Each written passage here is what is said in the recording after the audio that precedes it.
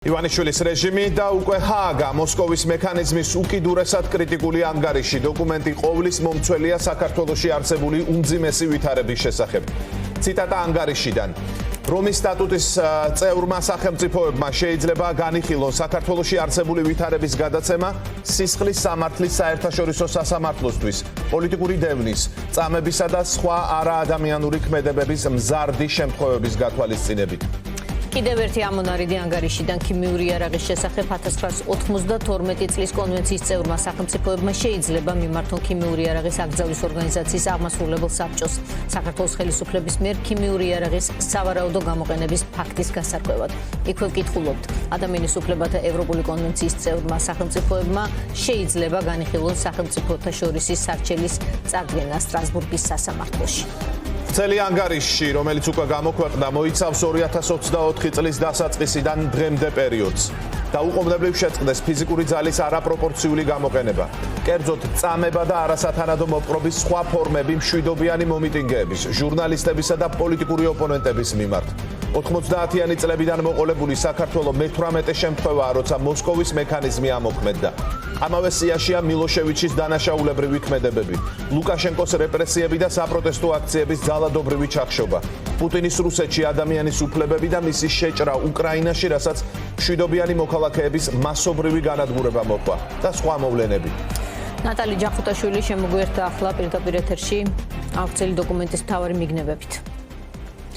დიახ, ეს დოკუმენტი არის ნამდვილად ძალიან მკაცრი და მძიმე ქართული ოცნებისთვის ეუთოს მიერ გამოქვეყნებული ანგარიში მოიცავს 192 გვერდს და მასში დეტალურადაა აღწერილი სახელმწიფოს მიერ ჩადენილი ყველა ის დანაშაულებრივი ფაქტი, რასაც ადგილი ჰქონდა საქართველოში 2024 წლიდან ეუთოს სპეციალური მისია შეშფოთებას ვერ მალავს ქართული ოცნების რეპრესიული პოლიტიკის გამო და ამ დოკუმენტში ვრცლადაა განმარტებული თუ რა ანტიდემოკრატიული ნაბიჯები გადაიდგა საქართველოს დე-ფაქტო ხელისუფლების მხრიდან, მაგალითად შემაჯამებელ დასკვნაში ვკითხულობთ, რომ ბიძინა ივანიშვილის გუნდი იყენებს აბსოლუტურად ყველა მეთოდს, რომ ჩაახშოს თავისუფალი ხმა, მოსპოს განსხვავებული აზრი და გაანადგუროს ოპოზიცია. ამასთან ერთად აქცენტირებულად არის საუბარი საპროტესტო აქციების დროს დაშავებულ მოქალაქეებზე და მათ შორის დაშავებულ ჟურნალისტებზე საუბარია, რომ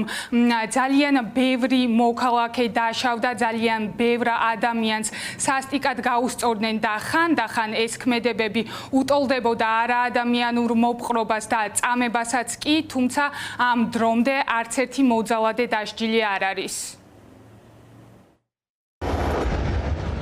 საქართველოს დემოკრატიულ უკუსლას განიცდის. მომხსენებლებმა შესაძლო ძალადობისა და სხვა სახის ძალაუფლების ბოროტად გამოყენების მაგალითების აღმოჩენა დემონსტრანტების, პოლიტიკური ოპოზიციისა და ჟურნალისტების წინააღმდეგ. ზოგიერთ შემთხვევაში ძალადობამ სავარაუდოდ მიაღწია წამების ზღვარს.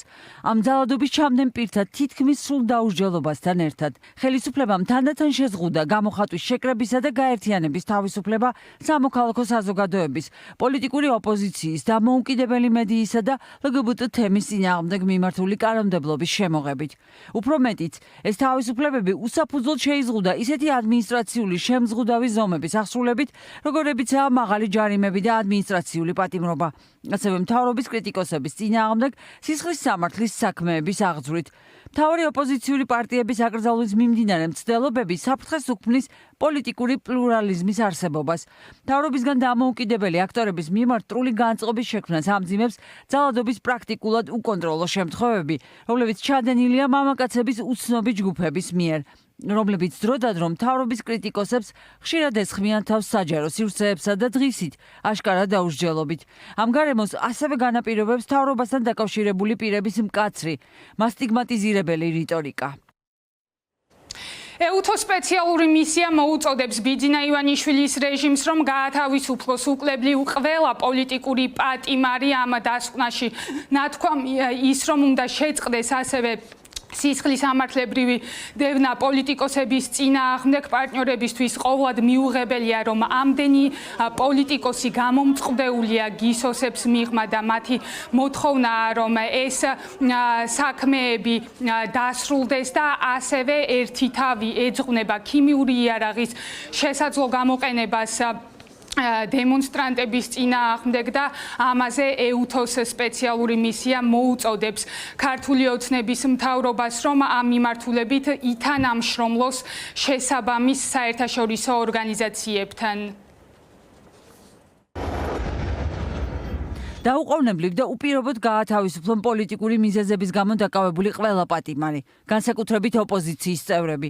თავი შეიკავონ მომავალში მათი პოლიტიკური მიზეზების გამო დაკავებისგან. მეორე, დაუყოვნებლივ გაათავისუფლონ ჟურნალისტები და საჯარო დებატების სხვა მონაწილეები, რომლებიც დააკავეს გამოხატვის თავისუფლების უფლების გამოყენებისთვის. თავი შეიკავონ მომავალში მსგავს გარემოებებში დაკავებისგან.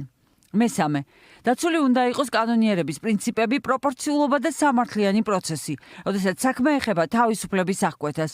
უნდა ითანამშრომლონ ქიმიური იარაღის აკრძალვის ორგანიზაციასთან დემონსტრანტების წინააღმდეგ ქიმიური ნივთიერებების გამოყენების შესახებ ბრალდებების გასარკვევად. დემონსტრანტების წინააღმდეგ გამოყენებულ ზომებს შორისაა წიწაკის სპრეი, ცხელმცადენი გაზი და სხვა ქიმიური გამაღიზიანებელი ნივთიერებები. BBC ჟურნალისტური გამოძიების მიხედვით გამოყენებული იყო კამიტის სახელით ცნობილი ნივთიერება. ასევე წყლის ჭავლი, რეზინის ტყვიები, დემონსტრანტების ცემა და უკან გადევნება. ამ ზომების გამოყენება დადასტურებულია საჯაროდ ხელმისაწვდომ წყაროებში.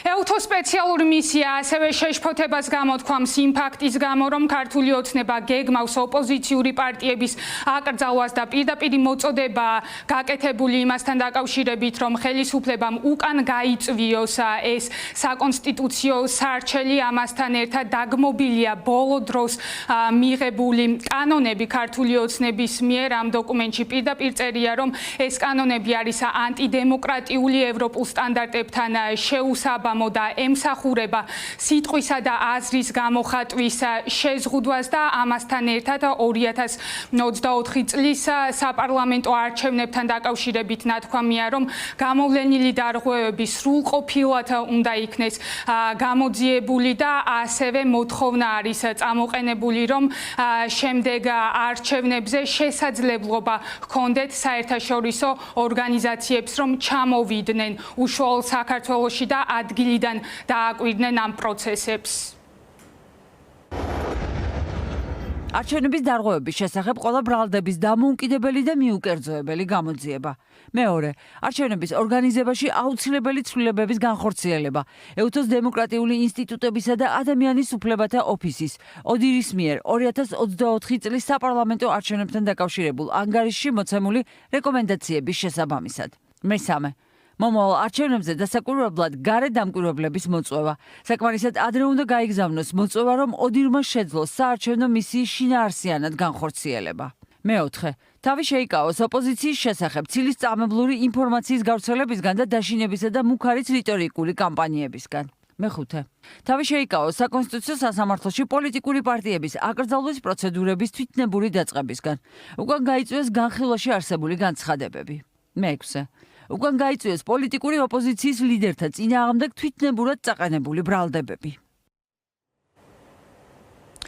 ეს არის მოსკოვის მექანიზმის დასკვნა საქართველოში მიმდინარე პროცესებთან დაკავშირებით და უპრეცედენტო შემთხვევა, როდესაც საქართველოსთან მიმართებით ამოქმედეს მოსკოვის მექანიზმი. ზოგადად ამ ინსტრუმენტს ძალიან იშვიათად იყენებენ და საქართველოს ჩათვლით ჯამში 18 ჯერ არის სულ ამოქმედებული ეს მექანიზმი. მაგალითად ამ ინსტრუმენტს იყენებენ ისეთ ქვეყნებთან მიმართებით, როგორიცაა რუსეთი, თურქმენეთი, ბელარუსი და შეგვიძლია ვთქვათ, რომ იმითაც არის ეს დოკუმენტი ძალიან მნიშვნელოვანი, რომ ერთგვარი სახელმძღვანელო იქნება ახლა ეს ძალიან კრიტიკული ანგარიში ჩვენი დასავლელი პარტნიორებისთვის. ეს დოკუმენტი საფუძვლად დაედება საერთაშორისო ორგანიზაციების შემდგომ ნაბიჯებს. მაგალითად ისინი სწორედ ამ დოკუმენტს დაეყრდნობიან დიდი ალბათობით, როდესაც მიიღებენ კონკრეტულ გადაწყვეტილებებს საქართველოსთან დაკავშირებით და სწორედ ამ დოკუმენტს გაეცნობიან იქამდე, ვიდრე მიიღებენ გადაწყვეტილებას, რომ მაგალითად ანტიდემოკრატიული ქმედებების გამო დაასანქცირონ ქართული ოცნების კონკრეტული მაღალჩინოსნები.